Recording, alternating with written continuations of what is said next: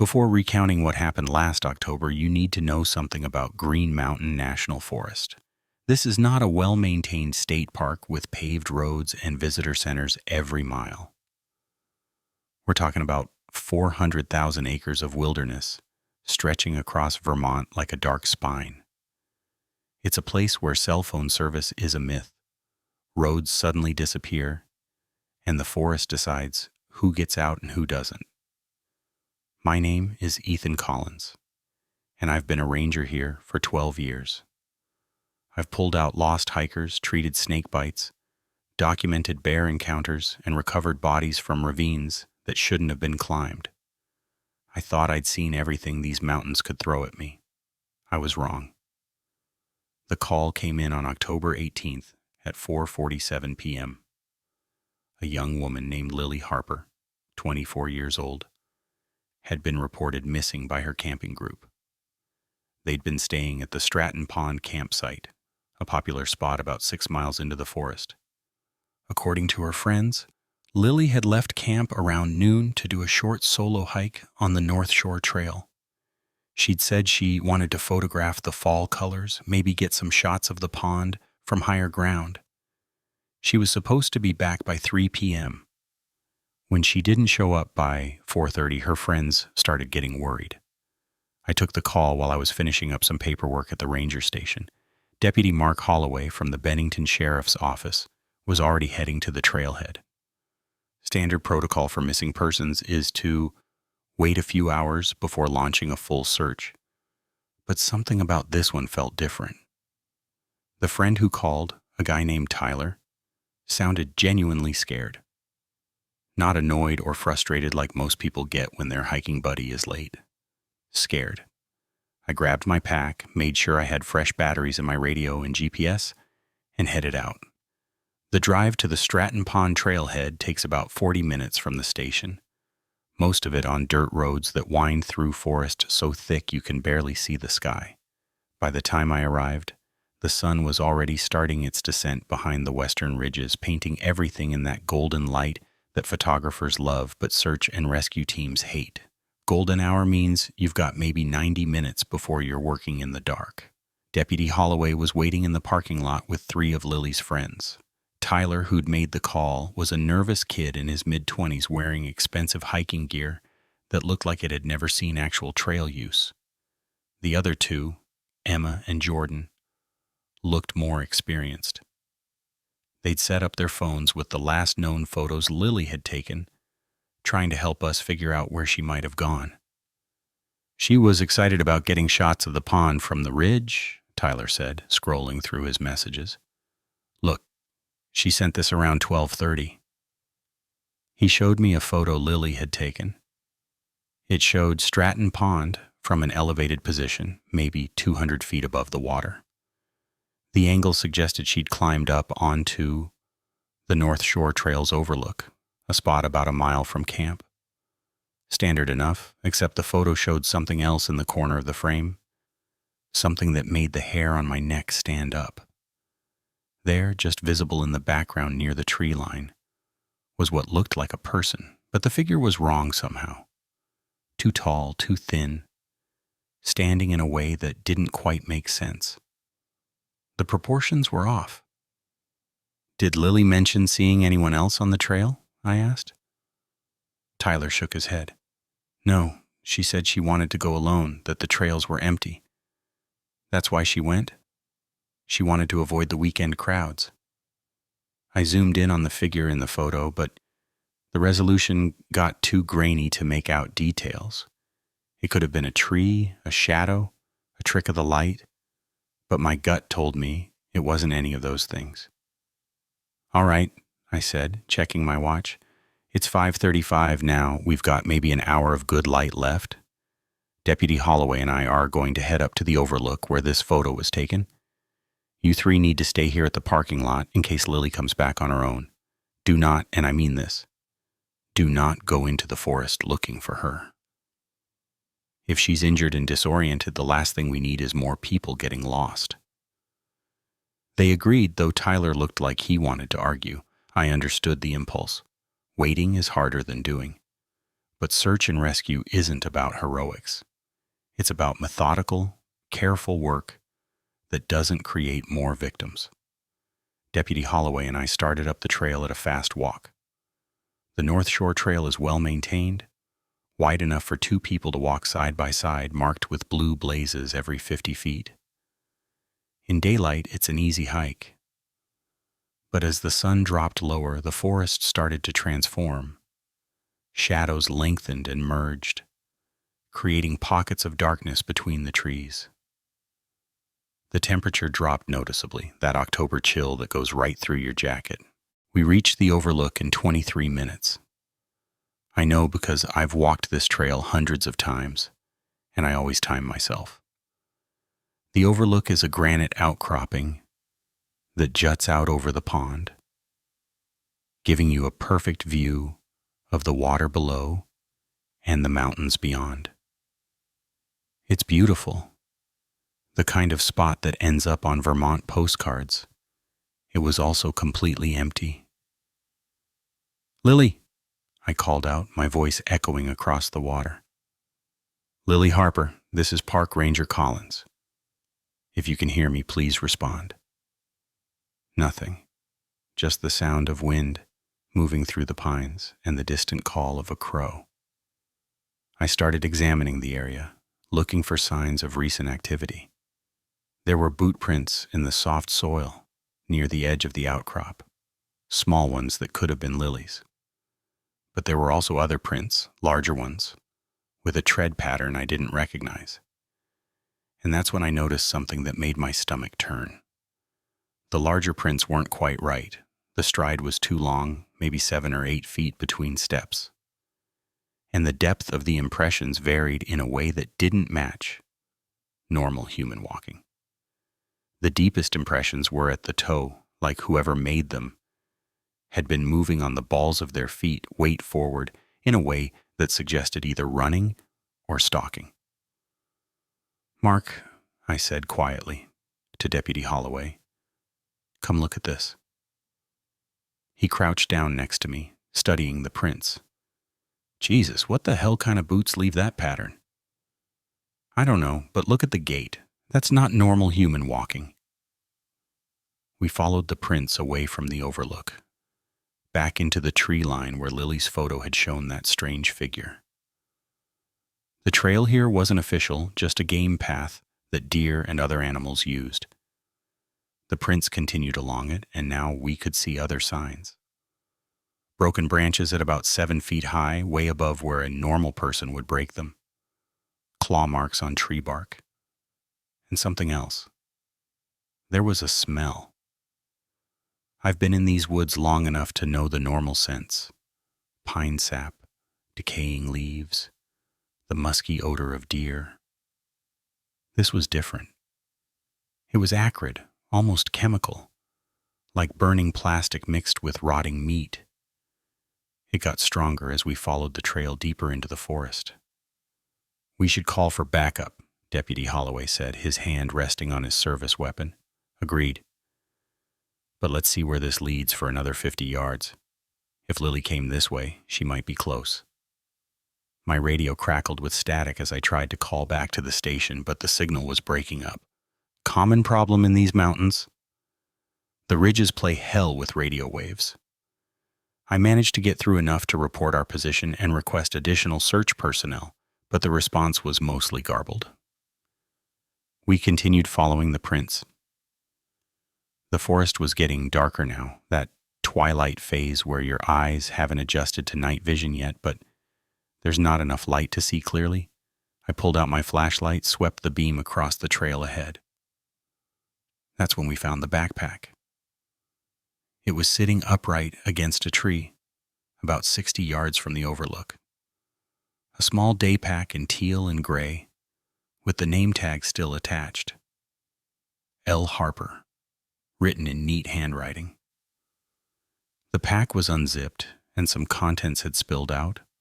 A water bottle, half full, a granola bar wrapper, and a camera, a nice DSLR that looked expensive. "Lily," I called again, louder this time. Lily Harper, if you can hear me, please make some noise. We're here to help. The forest swallowed my voice. No echo this time, just absorption, like the trees were drinking in the sound and refusing to give it back. Deputy Holloway picked up the camera, turned it on. The battery was still good, and the screen glowed bright in the gathering darkness. He scrolled through the photos, and I watched his face change as he saw what Lily had been photographing. "Ethan," he said, his voice tight, "you need to see this." He handed me the camera. The photos started normal enough, shots of the pond, the forest, artistic angles of tree branches against the sky. But then they changed. Photo after photo of the same subject. That figure from the background of the first image. But now it was closer, much closer. The first clear shot showed something that looked almost human. Almost. It was tall, maybe 7 feet, with impossibly long limbs. Its skin looked wrong, too smooth, too pale,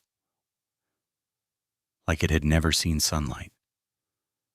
But it was the face that made my blood run cold. The proportions were just slightly off. Eyes too large, mouth too wide. Features that suggested human but landed somewhere in the uncanny valley, where your brain screams that something is wrong, even if you can't pinpoint exactly what. The photos continued in sequence. The thing was getting closer with each shot, and you could see in the framing that Lily had been backing up, retreating. But she'd kept taking pictures, kept documenting whatever this thing was. Journalist instinct or survival instinct, I couldn't tell which. The last photo showed the thing maybe 10 feet away. Its hand, if you could call it that, was reaching toward the camera. The fingers were too long, with too many joints. And its face was smiling.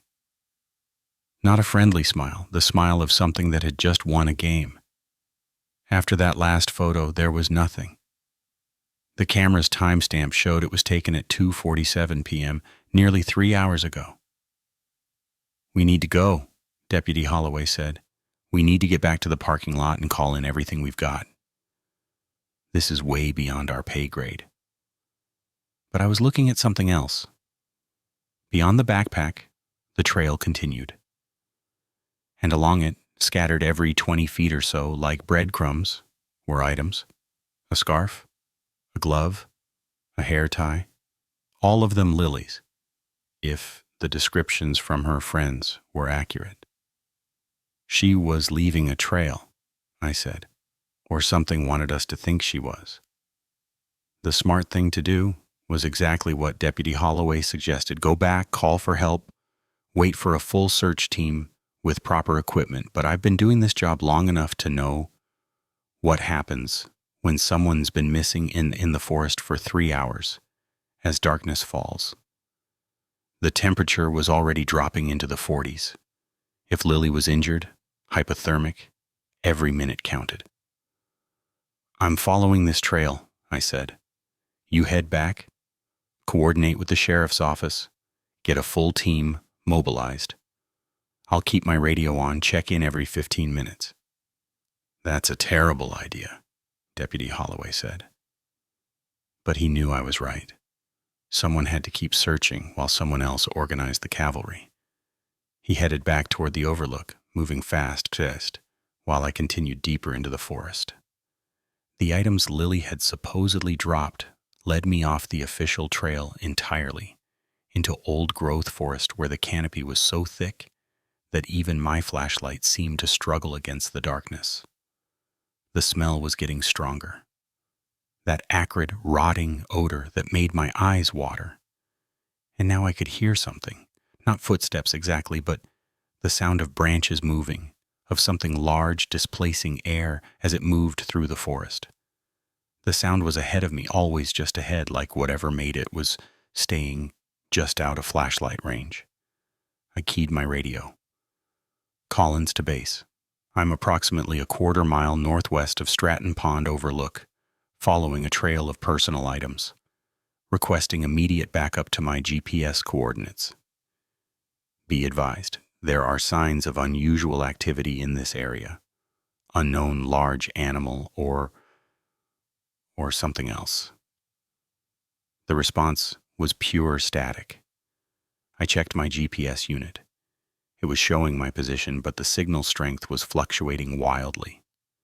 Sometimes these mountains create dead zones, places where the terrain blocks GPS satellites, but I'd never seen it act quite like this, with the position jumping around like the device couldn't decide where I actually was. I continued forward, sweeping my flashlight in wide arcs. The items kept appearing. A phone, screen cracked, but still on. When I picked it up, the battery was at 3%, but I could see the last app Lily had been using. Voice recorder. She'd been recording audio. I hit play with cold fingers. Lily's voice came through, breathy and scared. October 18th, 2:52 p.m. I don't know what this thing is, but it's been following me for the last 20 minutes. It started at the overlook. I saw it in the trees and I thought it was just another hiker, but the way it moved. God, the way it moved. There was a pause, heavy breathing. It's not trying to catch me, that's the thing. It could have caught me a dozen times already. It's faster than me, I can tell, but it's staying back, like it's herding me somewhere. I'm leaving my stuff as markers, hoping someone will find it, will find me. If you're hearing this and if I'm not, the recording cut to static, then to a sound that made my blood freeze. It was breathing, but not human breathing. Too deep, too rhythmic, like lungs the size of a car engine pulling air. And then, barely audible, a voice, not Lily's voice, something else. It said 3 words in a tone that was almost playful. Almost there now. The recording ended.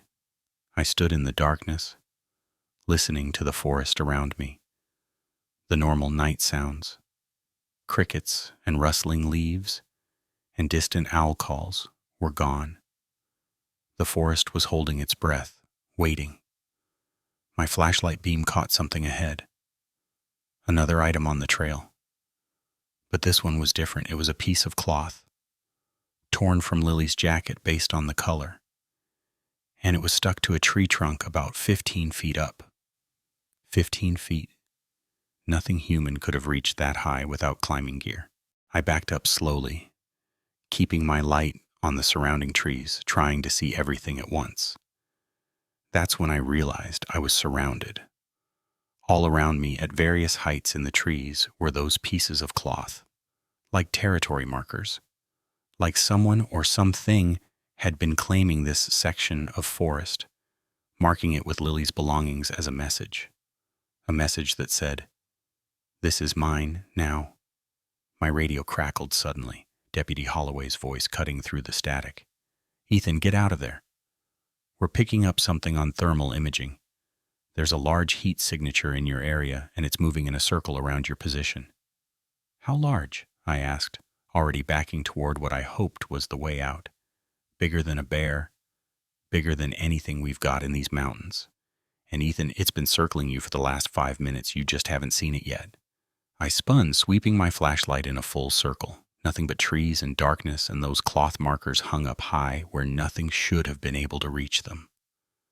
Then I saw it, not where I was looking, but reflected in the screen of Lily's phone that I was still holding.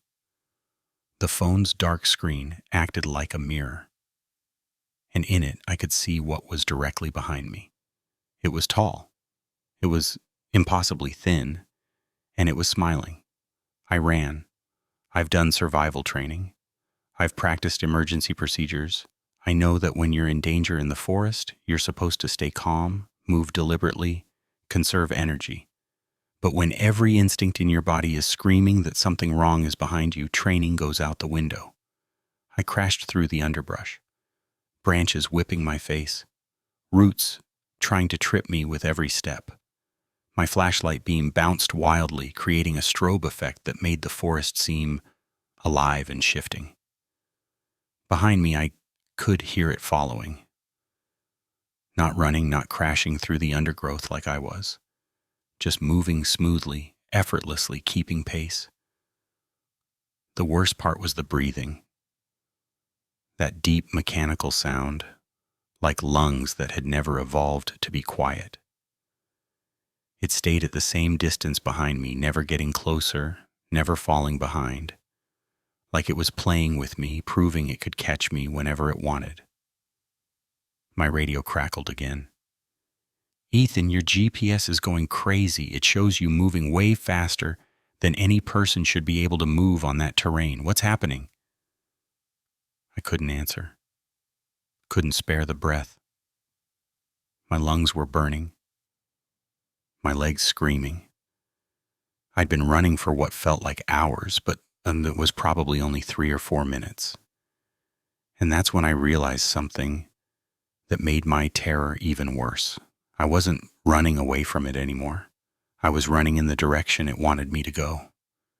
The realization hit me the same moment I burst through a thick stand of pines and found myself in a clearing I'd never seen before. And I know these woods. I've mapped every official trail, hiked most of the unofficial ones. But this clearing, a perfect circle maybe 40 feet across, with bare earth and a single dead tree in the center, this was new. Or I'd just never been allowed to find it before. I stumbled to a stop, my flashlight revealing what was in the clearing, and what I saw made me understand with horrible clarity what had happened to Lily Harper. There were structures. Not quite shelters, not quite sculptures.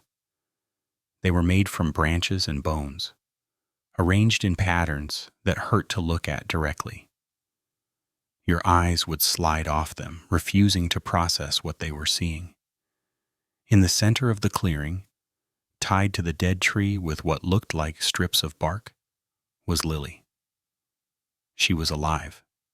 I could see her breathing, see her head turn slowly toward the sound of my arrival. But something was wrong with the way she moved.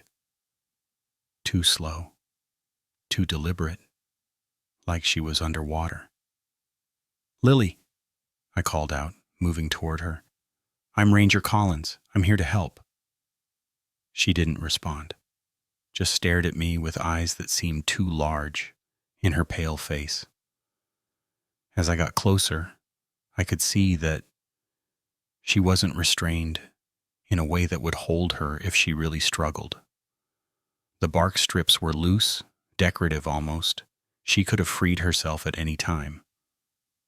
But she wasn't trying to free herself. "Lily, can you hear me? Are you injured?" She blinked slowly, then spoke. Her voice was dreamy, distant. It showed me things. Things in the patterns. "Do you want to see?" "What I want is to get you out of here." "Can you walk?" I reached for the bark strips binding her wrists, and that's when everything went wrong. The clearing erupted with movement. The thing that had been following me wasn't alone. There were others stepping out from behind trees, from shadows that shouldn't have been deep enough to hide them. 3, 4, maybe 5 of them. All impossibly tall, all wrong in ways my brain struggled to process. They formed a circle around us, blocking any exit, and then they just stood there, watching, with those 2 wide smiles and 2 large eyes. My hand went to my service weapon, a Glock 22, that suddenly felt about as useful as a water pistol. "Ranger Collins to any unit," I said, into my radio, keeping my voice as steady as I could. "I need immediate assistance. I've located the missing person, but we have a situation. Multiple unknown entities, potentially hostile. Requesting all available units to my GPS coordinates."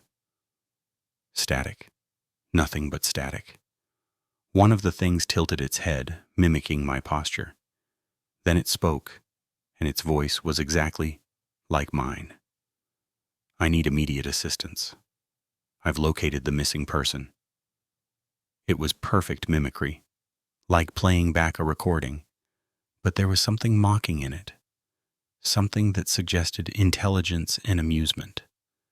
Deputy Holloway's voice suddenly burst through the static. "Ethan, we're coming. We've got state police, we've got search and rescue. We're 15 minutes out. Just hold on."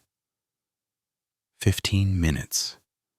I had to keep Lily and myself alive for 15 minutes while surrounded by things that shouldn't exist. "What do you want?" I asked the creatures, trying to buy time. "Why did you take her?" The one that had mimicked me stepped closer. Up close, I could see details I'd missed before. Its skin wasn't just pale, it was translucent in places. I could see darker shapes moving beneath it like organs that didn't match any human anatomy. And its smell, that acrid chemical odor mixed with decay, was overwhelming. It reached out one impossibly long arm and touched the dead tree Lily was tied to. The moment it made contact, the tree changed. The bark began writhing, patterns forming and reforming, and I felt something in my head, like a door opening that had always been closed. Images flooded in, not memories but knowledge. This clearing was old, older than the forest around it. These things had been here long before humans came to Vermont, long before there was a Vermont. They were part of the forest itself, or maybe the forest was part of them. The distinction didn't make sense in any language I knew. They collected things, that's what the bone structures were. Collections. Cameras and phones and watches from people who'd wandered too far off trail, who'd seen things they shouldn't have seen.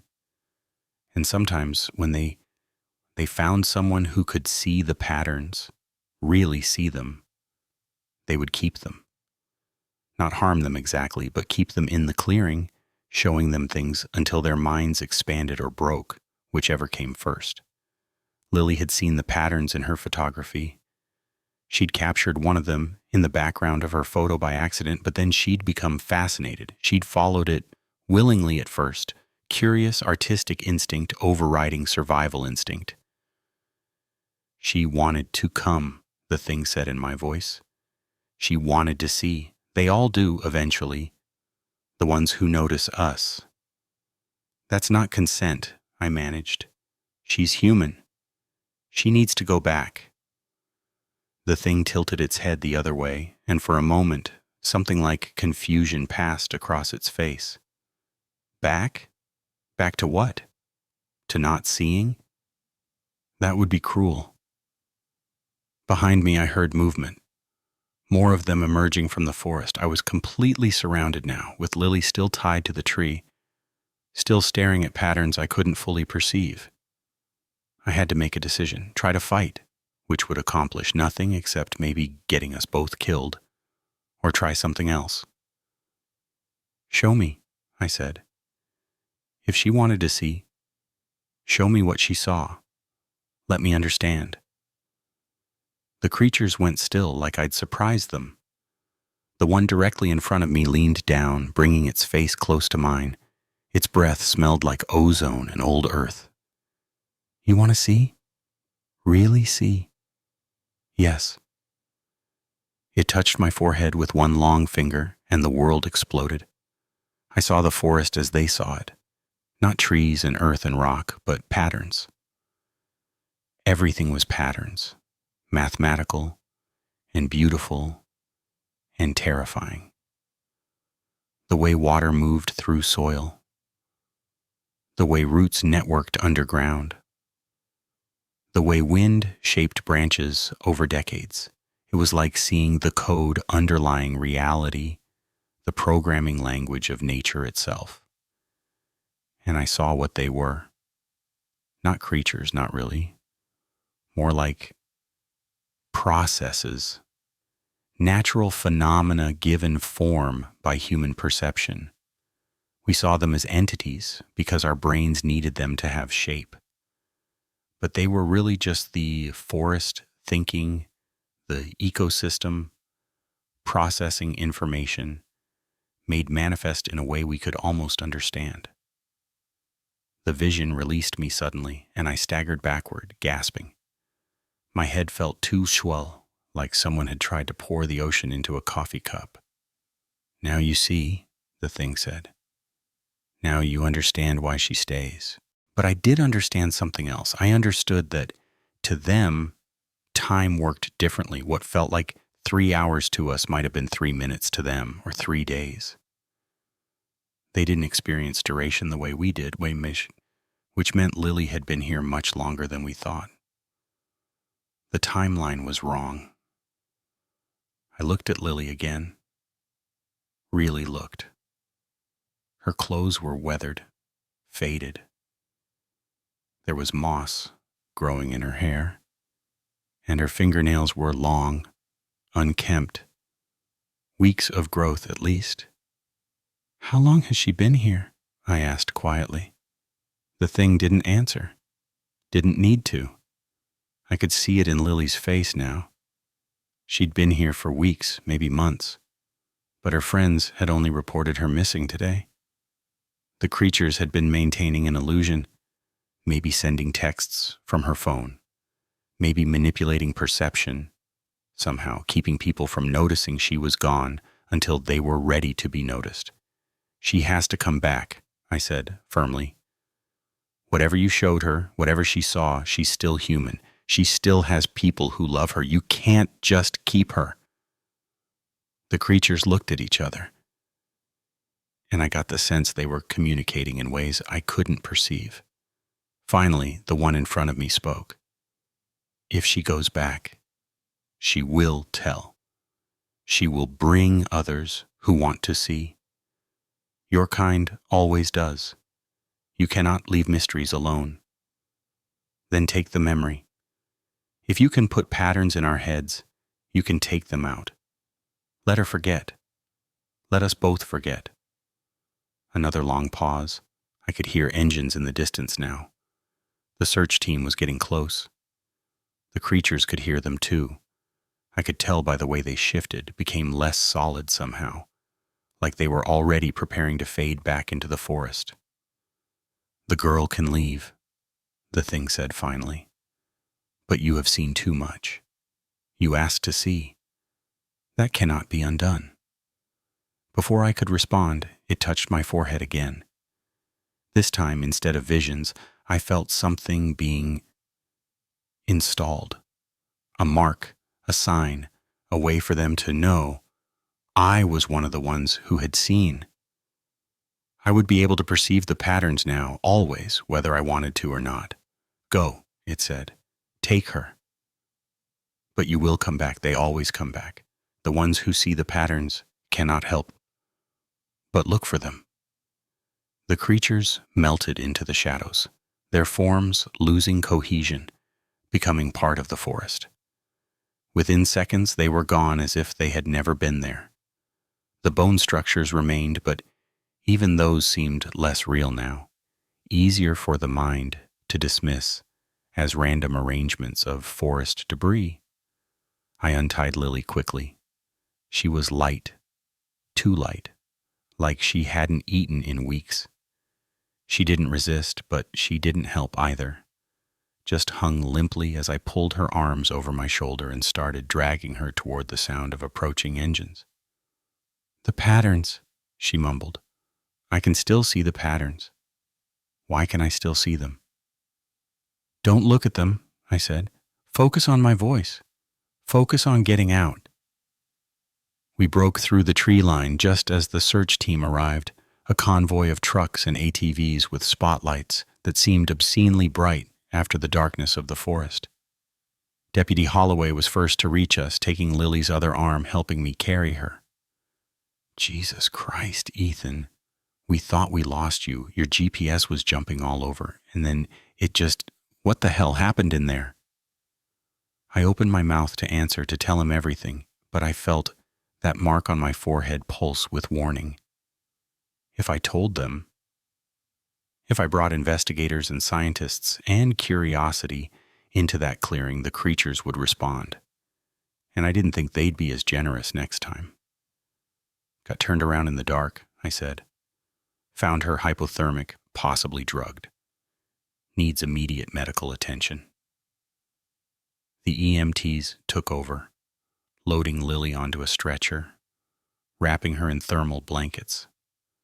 As they worked, I saw her hand move, reaching out toward the forest, still looking for the patterns. Deputy Holloway was staring at me strangely. "Ethan, your face. You've got something." I touched my forehead where the thing had touched me. My fingers came away with something that looked like tree sap, but it glowed faintly in the spotlight's glare. I wiped it off quickly. Just scratched myself on a branch. It's fine. But it wasn't fine. As we drove away from the forest, I could see them. The patterns. In the way the trees lined up along the road, in the way moonlight filtered through the canopy, in the arrangement of shadows and light. The forest was showing me its code, and I couldn't unsee it. Lily was taken to the hospital in Bennington. Over the next few days, the story came together in a way that made sense to everyone except me. She'd gotten lost, suffered from exposure, developed hypothermia-induced confusion. Her friends confirmed she'd only been missing since that afternoon, not weeks like the evidence suggested.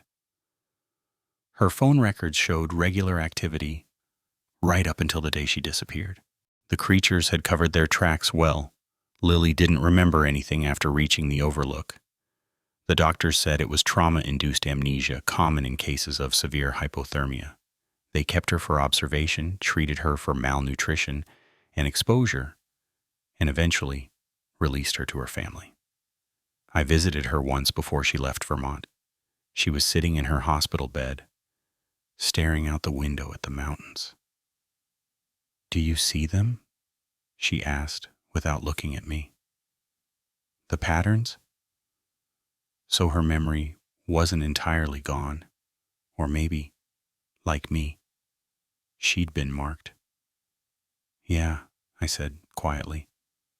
"I see them. It's beautiful, isn't it? Terrible, but beautiful." I didn't answer. Didn't need to. She turned to look at me then, and I saw the same thing in her eyes that I felt in myself. We were changed. We'd seen something we couldn't unsee, been touched by something that didn't operate by human rules. "Do you think we'll go back?" she asked. I don't know. But I did know. The creature had been right. The ones who see the patterns can't help but look for them. And the forest was patient. It had been here for thousands of years. It could wait. 3 months passed before I went back to that section of the forest. 3 months of paperwork and debriefings and official reports that said nothing about what really happened. 3 months of seeing the patterns everywhere I looked. In the grain of wood on my desk, in the way frost formed on my windshield, in the arrangement of files in the ranger station. The mark had changed me in ways I was still discovering. I could sense things now. Weather patterns hours before they developed. Which trails would have problems before anyone reported them. Where lost hikers would be found before the search even started. My success rate went through the roof. My supervisor called me the best ranger they'd ever had. But I wasn't sleeping. Every time I closed my eyes, I saw the clearing.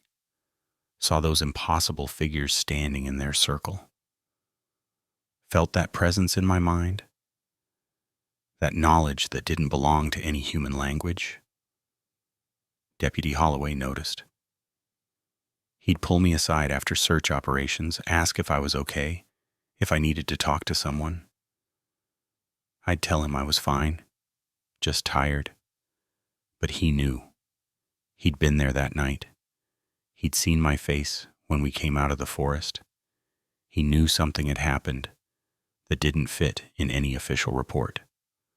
Lily Harper left Vermont 2 weeks after being released from the hospital. Her friends told me she'd transferred to a college in Arizona, somewhere far from forests and mountains, somewhere with open desert and clear sightlines where nothing could hide in the shadows. I hoped it would work for her, but I doubted it. The patterns were everywhere once you learned to see them, different in the desert, but still there. She sent me a letter before she left. Just 1 page, handwritten. Ranger Collins, it read. Thank you for bringing me back. I know you made a choice that night, and I know what it cost you. I'm trying to forget. Doctors say it's trauma, that it will fade with time and therapy, but we both know that's not true. I see them in my sleep now, the patterns. They're calling me back. How long do you think we can resist? I didn't answer the letter. Didn't know what to say. Because she was right. The forest was calling. I could feel it every time I looked at the mountains, every time I walked the trails.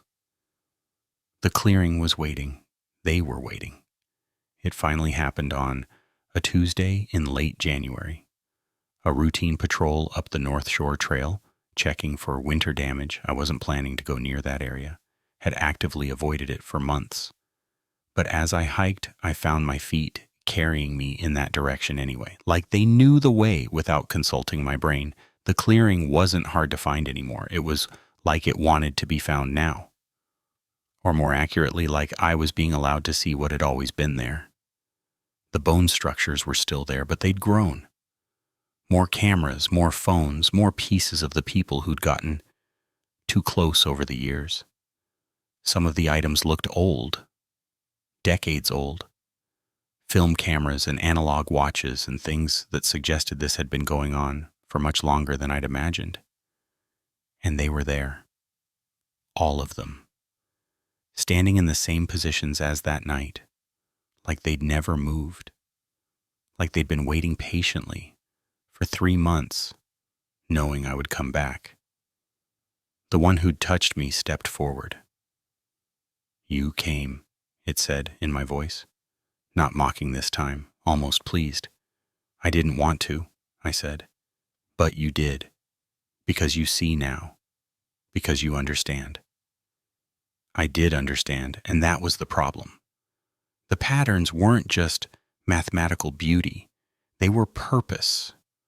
The forest was doing something, processing something, working towards something I could only partially comprehend, and these creatures, or processes, or whatever they were part of that work.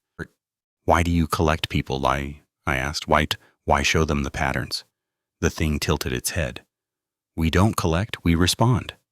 Your kind throws out signals, consciousness ripples. Most ripples are small, easy to ignore. But some people, their ripples are different. They touch the patterns naturally through art or mathematics, or simply the way they perceive the world. When we feel those ripples, we respond. We show them what they're already seeing, help them see it more clearly. And if they can't handle it, then they break, or they change, or they become part of the pattern themselves. It is not our choice. It is simply what happens when human consciousness touches something it wasn't designed to process. I thought about all the missing persons cases in these mountains over the years. How many of them had been people like Lily, like me? People who saw the patterns and followed them too far? What do you want from me? I asked. The creature moved closer, and I realized its form was more stable than before. Like my ability to perceive it had grown, allowing me to see it more clearly. It was less translucent now, more defined. Still wrong by human standards, but less so. You are a guardian of this forest, it said. You walk the boundaries, you find those who get lost. You are already doing our work without knowing it. We want you to do it knowingly. When you find ones like the girl, ones who see the patterns, bring them to us. Let us show them. Let us teach them. They will be changed, but they will be more than they were. You're asking me to be bait, to lure people here. We are asking you to be what you already are, a guide. The difference is you will know what you are guiding them toward. I stood there in the clearing, feeling the weight of what was being offered. Power, in a sense, the ability to truly see and understand this forest, to be part of something ancient and vast and operating on scales humans couldn't normally perceive. But the cost was everything that made me human. My isolation from my own species, my complicity in whatever happened to the people I brought here. And if I refuse, you cannot refuse. You already see the patterns, you already feel the call, you can resist for a time, but eventually you will return. They always return. The only choice is whether you come willingly as a partner or unwillingly, as the girl almost was. One path lets you keep your work, your life, your identity. The other path does not. I thought about Lily in Arizona trying to escape the patterns. I thought about myself, unable to sleep, unable to stop seeing the code underlying everything. They were right. I would come back. I was already back. If I agree, I said slowly, I need you to promise something. The people I bring, the ones who see the patterns, you show them.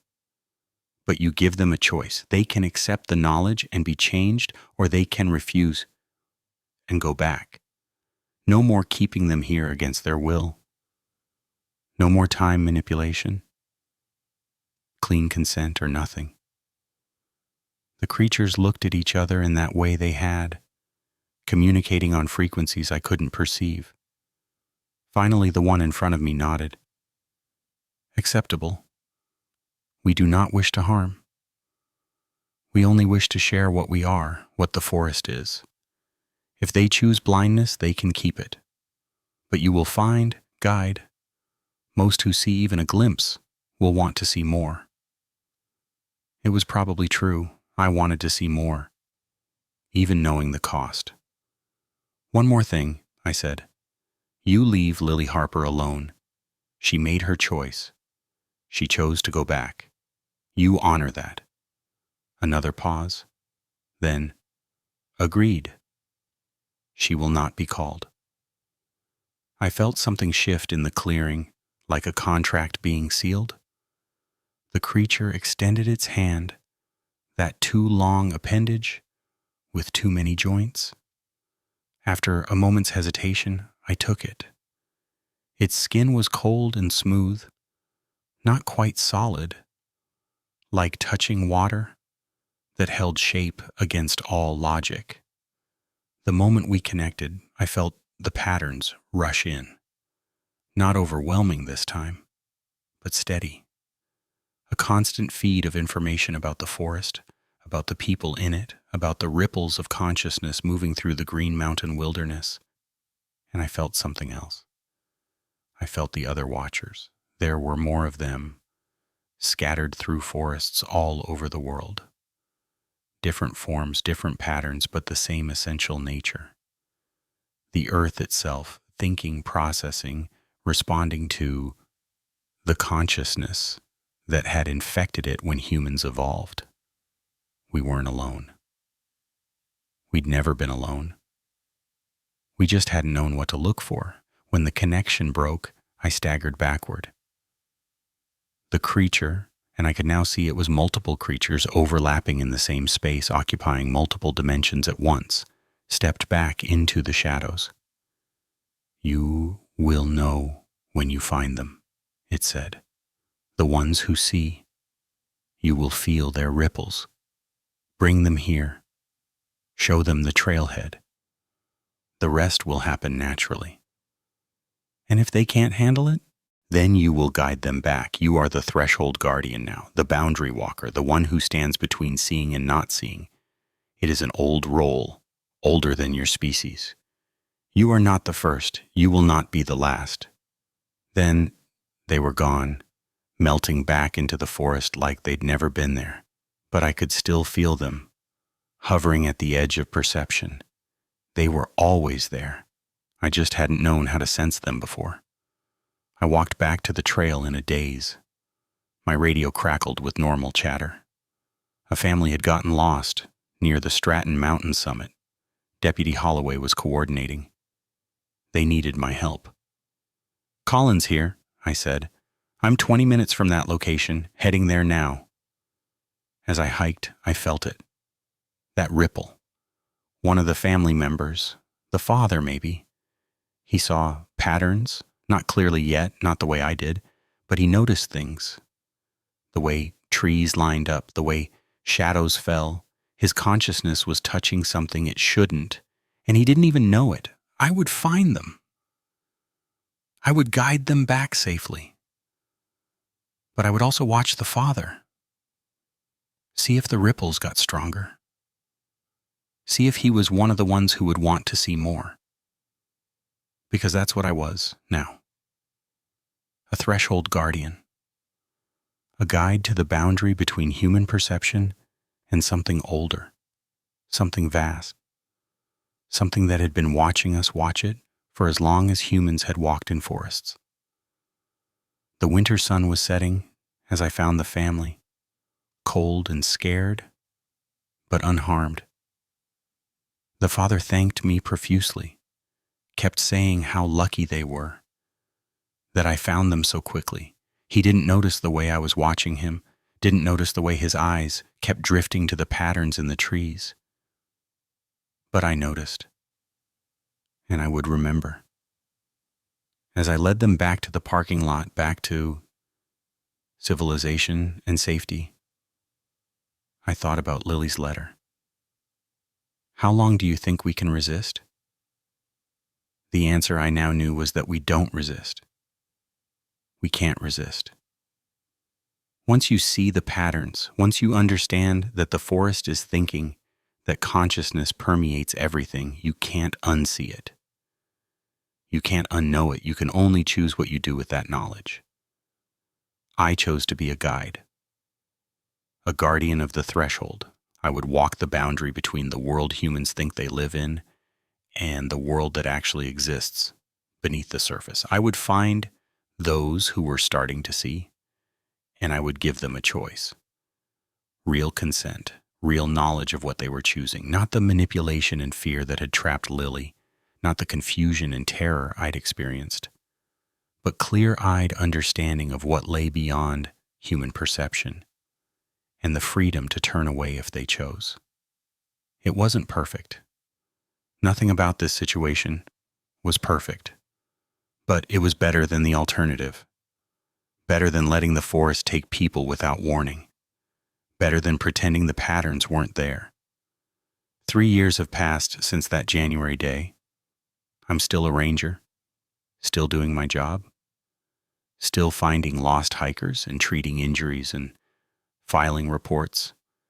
But now I have another job, one that doesn't appear in any official capacity. I've found 12 people who see the patterns. 8 chose to see more. They made the journey to the clearing, accepted the knowledge, and came back changed. They're scattered now across the country, living normal lives that are anything but normal. We stay in touch. Email, mostly. Sharing observations. Comparing notes on the patterns we see. 4 chose blindness. They refused the knowledge, asked me to lead them away. I honored that choice, got them out of the forest, and they never came back. I wonder sometimes if they remember, if they dream about the patterns they almost saw, but I don't contact them. That was the deal. They chose not to see, and I respect that.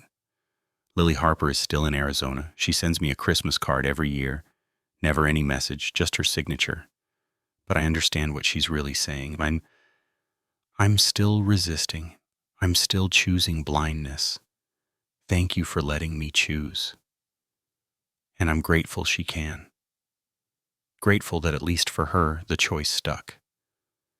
As for me, I'm different now. I see things coming before they happen. I know where the forest needs help. I can feel consciousness rippling through the wilderness like water through soil. The other rangers think I'm just really good at my job. My supervisor has recommended me for commendations. They don't know I walk between worlds. They don't know I guard a threshold they can't perceive. They don't know that when I'm out on night patrol alone in the dark forest, I'm sometimes meeting with things that shouldn't exist according to human understanding. But I know, and the forest knows, and that's enough. If you're reading this, if you're someone who notices patterns in nature, who sees mathematical beauty in the way trees grow or water flows, who feels like the forest is trying to tell you something, be careful, be very careful, because you might be right. The forest might be speaking. And once you start listening, really listening, you can't unhear it. And if you find yourself in the Green Mountain National Forest, hiking the trails near Stratton Pond, and you meet a ranger who seems to know more than he should, who watches you a little too carefully, who asks strange questions about what you notice in the woods, that's probably me. And I'm trying to figure out if you're one of the ones who sees. If you are, I'll offer you a choice.